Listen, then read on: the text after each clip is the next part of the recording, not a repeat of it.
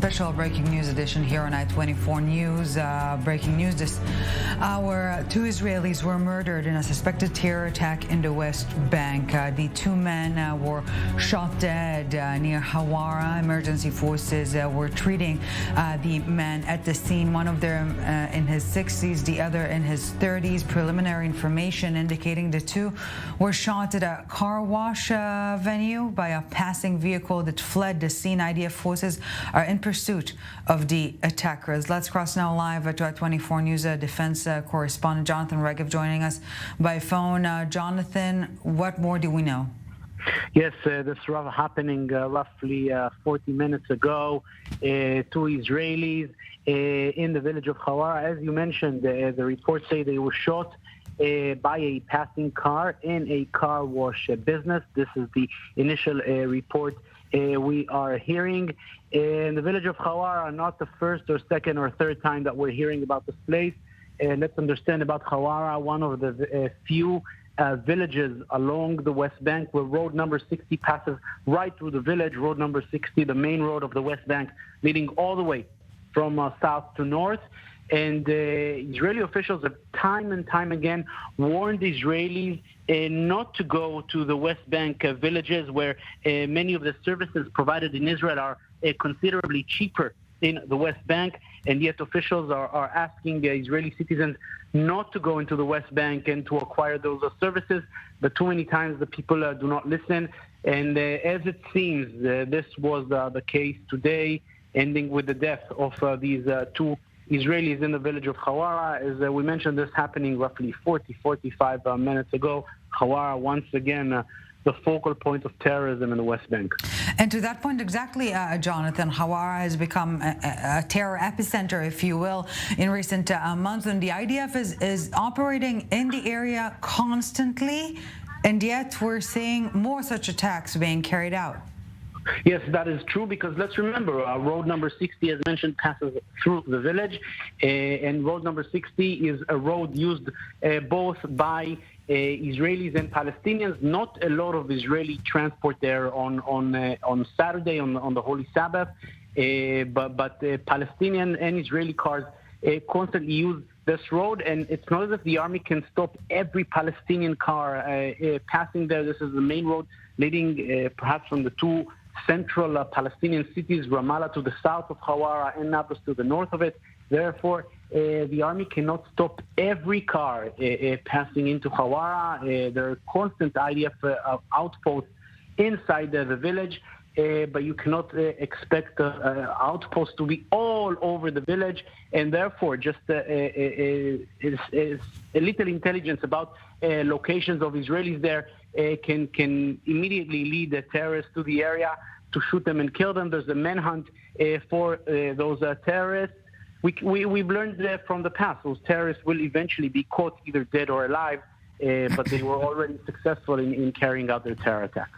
Yes, indeed. And if we are trying to trace the alarming pattern of terror in recent months, Jonathan, also unlike previous peaks of violence, if you will, between Palestinian terrorists here in Israel and in the West Bank, this time around, if we can dub it a wave already, we're talking about live munition being used, unlike previous such waves where knives and scissors were perhaps dominant. Now we're talking again live munitions. That is correct, and that is a very concerning pattern, because if we're speaking of a shooting attack, especially on a Saturday, with people locating the exact locations of Israelis inside Huwara, this means that there's some kind of an organization behind this. Someone spotting these people, someone alerting the terrorists who are ready with a shooting gun about the whereabouts of these people. And of course, guns are much more lethal than knives or scissors or anything else. This is not a lone wolf attack.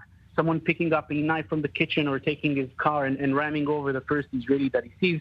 These actions are much more lethal. This terrorism wave involves much more organization, and this is clearly a concerning pattern, which we've seen at least for the past year and a half.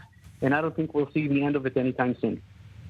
And yes, perhaps another alarming element that we can point out in this attack is that there seems to be some sort of internal intelligence, if you will, in the village of Huwara, as you're saying, Jonathan Regev, not a sporadic event, but rather one that is triggered by intel of those Palestinian perpetrators, that Israelis are on location there. I-24 News senior defense correspondent Jonathan Regev, thank you very much for this. Of course, you're staying on top of this developing story, and we will come back to you for more updates later on. Crossing now to I-24 News correspondent Guy Israel joining us now.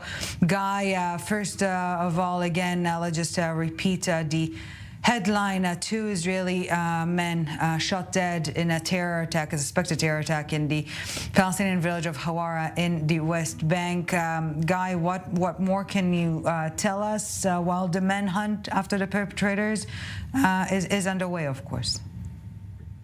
Right, Ellie, this is the information that we're getting, and the IDF troops, the Shin Bet, all the security forces are now trying to place the pieces of the puzzle together to really understand what was the situation that led to this terror attack. What is certain is that these two victims are Israeli civilians living inside Israel, not even residents of the West Bank, as far as we understand. And as Jonathan mentioned, there's many questions raised into why they decided to be in Huwara today on a Saturday. I can remind our viewers, this is the holy Shabbat day for Jews.